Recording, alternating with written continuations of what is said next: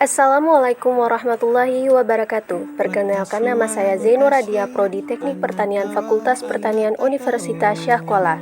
Di sini saya akan mewawancarai seorang pengusaha yang bergerak di bidang persemaian tanaman kehutanan dan hortikultura yang beralamat di Gampung Pukat, Kecamatan Pidi, Kabupaten Pidi.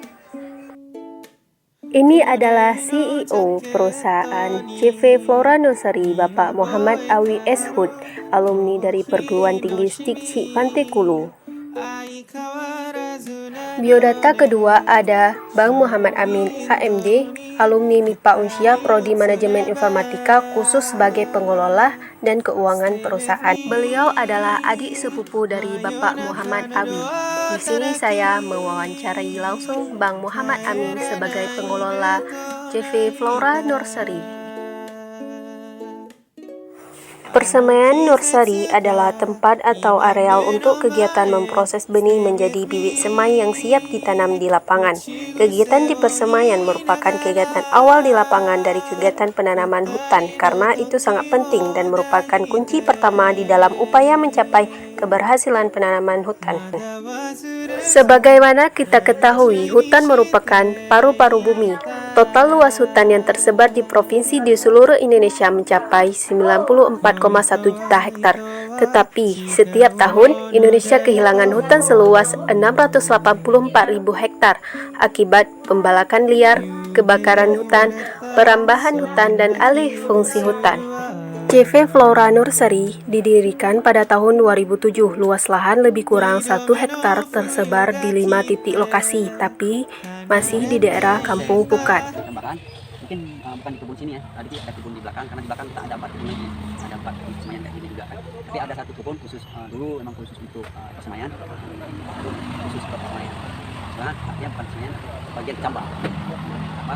Ambil buat satu lokasi, lokasi lain ada yang kecil, nanti pindah lagi. Paling proses untuk penggantian pondek. Awal mula beliau membangun usaha ini, Bapak Muhammad Awi ingin menerapkan ilmu yang beliau dapat saat beliau kuliah di perguruan tinggi, dan juga niat mulia beliau ingin membantu dan berbagi sesama masyarakat. Flora Nursery memiliki tim kerja di lapangan yang solid. Hal ini tidak terlepas dari low profile-nya Bapak Muhammad Awi, CEO Flora Nursery yang sangat membumi dan merakyat.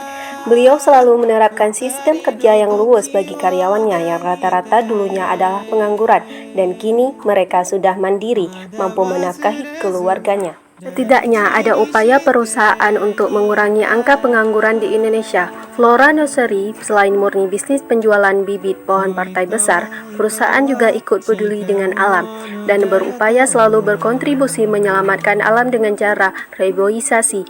Untuk itu, Flora Nursery selalu terbuka kepada para pihak yang konsen pada bidang penyelamatan lingkungan hidup. Misalnya, membangun hubungan dengan para aktivis lingkungan di Aceh dan di Indonesia. Semua dirangkul untuk visi menyelamatkan bumi dari kerusakan lingkungan. Kalau kami sih nggak ada yang sulit lagi ya, karena aku udah biasa ya. Ada sih tanaman-tanaman endemik yang agak sulit karena kalau dulu sih paling kayak cendana ya.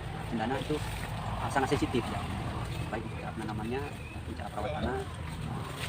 Mungkin kalau tanaman lain nggak terlalu, paling masa untuk mengeluarkan kecambahnya aja yang nggak lama ya. Untuk jenis tanaman yang disemai mulai dari tanaman hutan maupun hortikultura, terdapat ada sekitar 1 juta batang dari 50 hingga 60 jenis macam tanaman. Dengan teknik penanamannya ialah penyemaian. Di saat pandemi seperti ini mengalami penurunan pemesanan, jika tahun lalu 300 hingga 400 ribu batang tanaman kehutanan dan hortikultura sekitar 150 ribu batang terjual, tetapi bulan ini hanya 40 ribu batang yang terjual. Dan yang dominan memesan ialah pemerintah guna penghijauan kota, sedangkan masyarakat guna penghijauan perkampungan. Sedikit motivasi untuk petani muda. Yang pertama, jangan pernah malu untuk menjadi seorang petani. Yang kedua, mungkin jangan cepat menyerah dalam setiap usaha untuk membuat perubahan. Yang ketiga,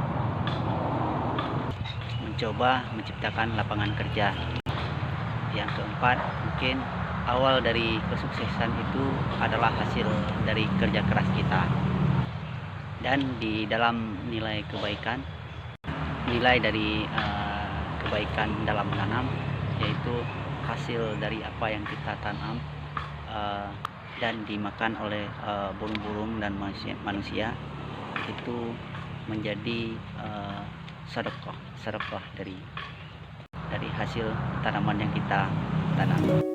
まだ忘れず温めてたまだ忘れず温めてた